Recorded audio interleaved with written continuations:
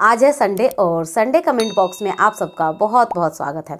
इस वीडियो में आप सब ने जो भी कमेंट्स किए उस सारे कमेंट्स को मैंने पिक किया है।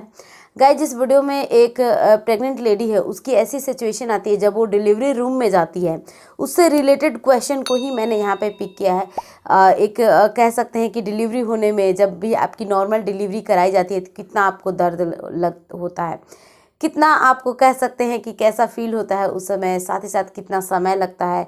डिलीवरी रूम के अंदर क्या कोई मेल होते हैं, और एक वर्ड यहाँ पे सेलेक्ट करने का कोशिश करूँगी, इंटरनल चेकअप।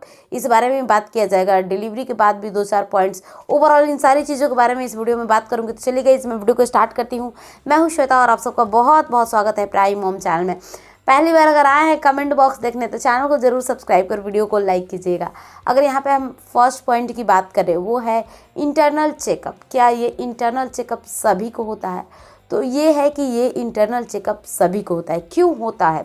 होने का ये रीज़न है कि जब भी आप डिलीवरी करवाने के लिए हॉस्पिटल जाते हैं, सेम टाइम में आपके जहाँ पे बच्चेदानी है उसे बार बार चेक किया जाता है कि बच्चेदानी अभी भी खुली है कि नहीं, क्योंकि जो बच्चेदानी होती है वो पूरे 10 सेंटीमीटर ओपन होती है, तभी आपकी जो डिलीवरी है वो करवाई जाती है। तो इसीलिए चेक किया जाता है, क्योंकि वो धीरे धीरे खुलता है। 1 सेंटीमीटर, 2 सेंटीमीटर, फिर 3, ऐसे करते करते 5 या 6 तक जाएगा, तब आपको डिलीवरी रूम में ले जाकर डिलीवरी की प्रोसेस जो है वो स्टार्ट करा दी जाती है।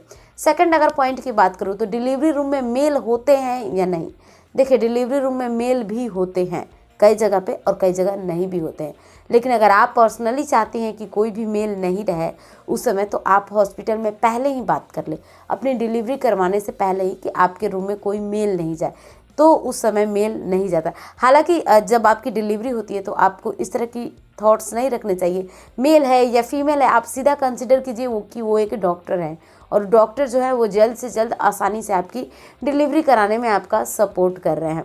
अब मैं यहाँ पे थर्ड पॉइंट की बात करूँ तो नॉर्मल डिलीवरी में कितना समय लगता है। देखिए, अगर बात किया जाए समय का तो कुछ कहा नहीं जा सकता है।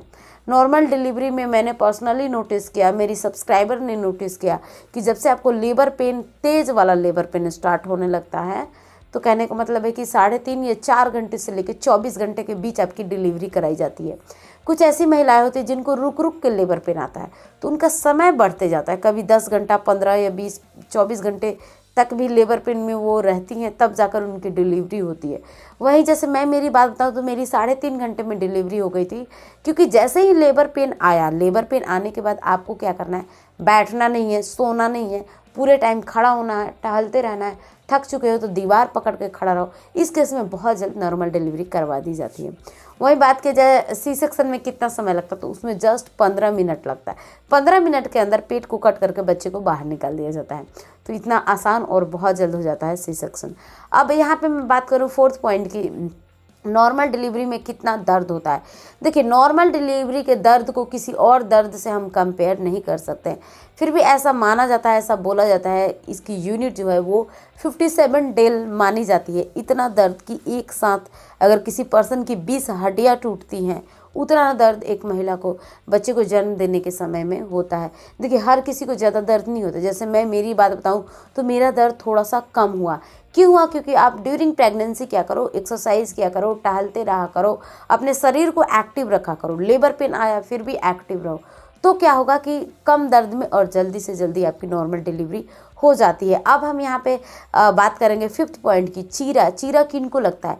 चीरा जो है मोस्टली 80% महिलाओं को लगता है, क्योंकि जब बच्चे का सर बाहर निकल रहा होता है तो बच्चे का सर जो है उस रास्ते में फंसा हुआ होता है, और वहाँ पे बच्चे का सर बहुत देर तक फंसना सही बात नहीं है, क्योंकि उसे बच्चे के सर की कुछ नसें होती हैं, कुछ बहुत नाजुक सी नसें होती हैं, वो दबने का चांस होता है। तो वो बच्चे के फ्यूचर के लिए अच्छा नहीं होता है। इसलिए डॉक्टर्स कई बार आपसे पूछते हैं चीरा लगाने के लिए, कई बार नहीं भी पूछते हैं, वो कट लगा के बच्चे को बाहर निकालते हैं। क्योंकि इस सिचुएशन में कहा सुनी पूछा पूछी इतना कुछ नहीं होता है, क्योंकि अगर सिचुएशन बिगड़ेगी तो आप लोग क्या करते हैं, डॉक्टर के गर्दन को पकड़ते हैं। तो इस केस में डॉक्टर सही डिसीजन जो है वो बहुत जल्द लेते हैं। जो चीरा लगाया जाता है वो तुरंत सही हो जाता है। कुछ मैंने वीडियोस बनाए हैं, उनको जल्द से जल्द सही करने का, घरेलू नुस्खे का, वो सब भी आप देख सकती हैं। 6 पॉइंट ये है कि क्या जिस टाइम नॉर्मल डिलीवरी होती है उस टाइम क्या पॉटी या लैट्रिन हो जाता है, तो ये बात भी सही है, किसी किसी को हो जाता है, किसी किसी को नहीं भी होता है। 7 पॉइंट की यहाँ पे बात करें तो जिन महिलाओं को लेबर पेन नहीं आ रहा है उनको अब क्या करना है। देखिए उनको सीधी सी बात है, बहुत कुछ नहीं करना है। अगर लेबर पेन आपको नहीं आ रहा है तो आप टहलते रहिए, एक्सरसाइज कीजिए, कह सकते हैं कि गर्म चीज़ें थोड़ा खाने की कोशिश कीजिए, अपने डॉक्टर से बातें कीजिए।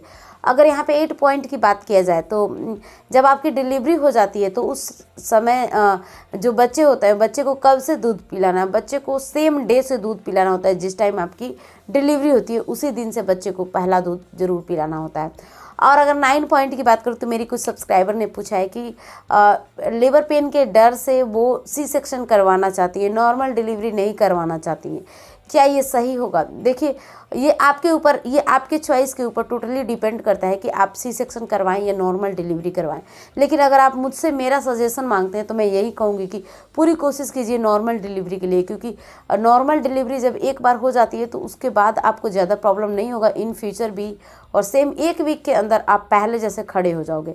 लेकिन वही अगर सी सेक्शन होता है तो 3 महीने लग जाते हैं। इन फ्यूचर भी आपको जो इंजेक्शन दिया जाता है सुन्न करने के लिए, वो उस इंजेक्शन के थ्रू आपको इन फ्यूचर भी कमर में दर्द की समस्या परमानेंट रह सकती है। तो इस तरह के कुछ ड्रॉबैक्स होते हैं। लेकिन हाँ, अगर सिचुएशन सही नहीं है, नॉर्मल डिलीवरी नहीं करवाई जा सकती है आपकी, इस केस में सी सेक्शन करवाइए, कोई भी प्रॉब्लम नहीं है। सी सेक्शन ऐसी चीज़ है जिससे माँ और बच्चा दोनों को सुरक्षित बचाया जाता है, किसी भी अगर प्रॉब्लम में फंसे हो दोनों तो। लास्ट और मैं 10 पॉइंट की बात करूँ तो डिलीवरी के बाद एक माँ अपनी केयर कैसे करे।